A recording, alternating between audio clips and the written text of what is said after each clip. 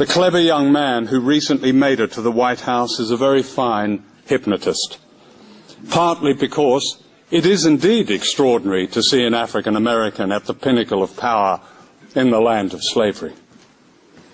However, this is the 21st century, and race, together with gender and even class, can be very seductive tools of propaganda. For what is so often overlooked and what matters, I believe, above all, is the class one serves. George Bush's inner circle, from the State Department to the Supreme Court, was perhaps the most multiracial in presidential history. It was PC par excellence. Think Condoleezza Rice, Colin Powell. It was also the most reactionary.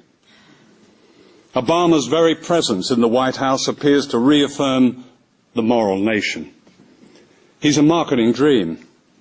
But like Calvin Klein or Benetton, he is a brand that promises something special, something exciting, almost risque, as if he might be radical, as if he might enact change.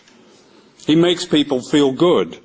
He's a postmodern man with no political baggage, and all that's fake. In his book, Dreams from My Father, Obama refers to the job he took after he graduated from Columbia in 1983. He describes his employer as, and I quote, a consulting house to multinational corporations, unquote. For some reason, he doesn't say who his employer was or what he did there. The employer was Business International Corporation, which has a long history of providing cover for the CIA with covert action and infiltrating unions on the left. I know this because it was especially active in my own country, Australia.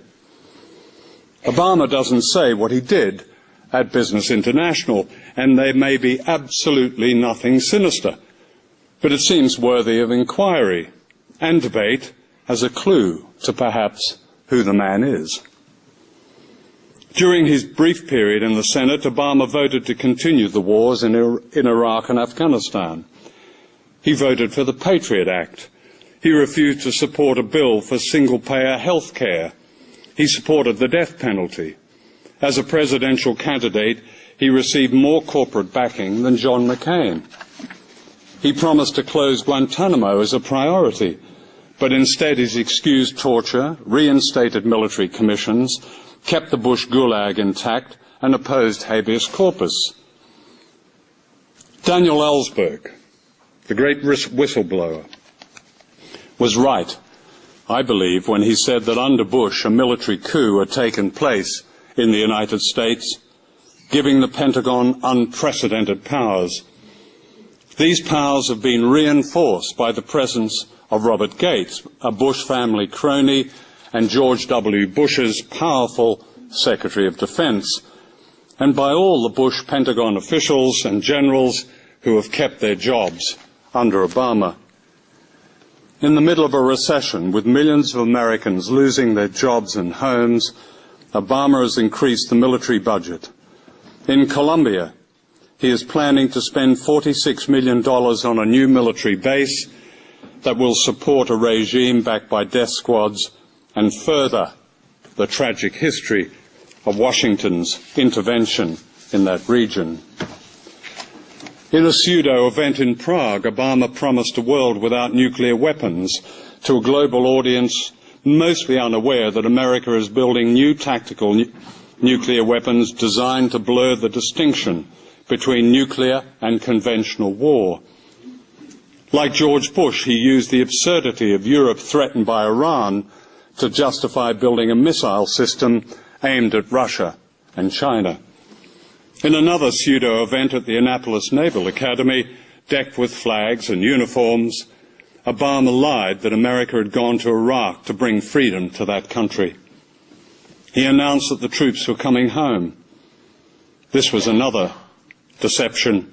The head of the Army, General George Casey, says with some authority that America will be in Iraq for up to a decade. Other generals say 15 years. Chris Hedges, the very fine author of Empire of Illusion, puts it very well. President Obama, he wrote, does one thing and brand Obama gets you to believe another. This is the essence of successful advertising. You buy or do what the advertiser wants because of how they make you feel." Unquote. And so you are kept in a perpetual state of childishness. He calls this junk politics.